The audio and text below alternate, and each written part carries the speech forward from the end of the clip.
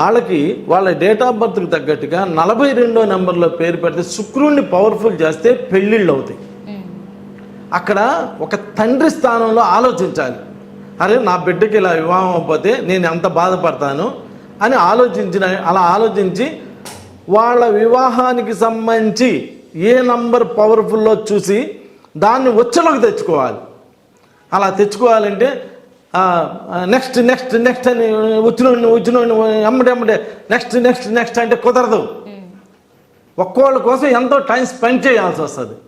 Spend చేసి ఆలోచించి ఇటు జాతక చక్రాన్ని చెక్ చేసుకుంటూ ఇటు న్యూమరాలజీ చెక్ చేసుకుంటూ ఇలా అన్ని విధాలా చెక్ చేసుకు వాళ్ళ అమ్మా నాన్న పెళ్లి డేట్ మూలంలో ప్రాబ్లం ఉన్నా కానీ పిల్లలకి లేట్ అవుతుంది. నీకు ఒక అబ్బాయి పెళ్లి గురించి వస్తే ఇక్కడే ఉండదు ప్రాబ్లం.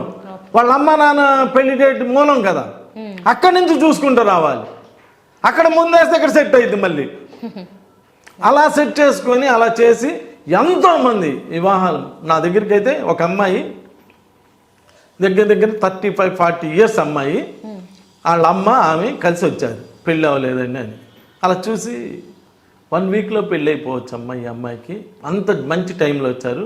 నేనేదో చెప్తే అయ్యింది అనుకుంటున్నారు, కాదమ్మా ఈ అమ్మాయికి పెళ్ళి అయిపోతుంది 1 వీక్లోనే అయ్యే అంత మంచి టైం అమ్మ అని చెప్పారు.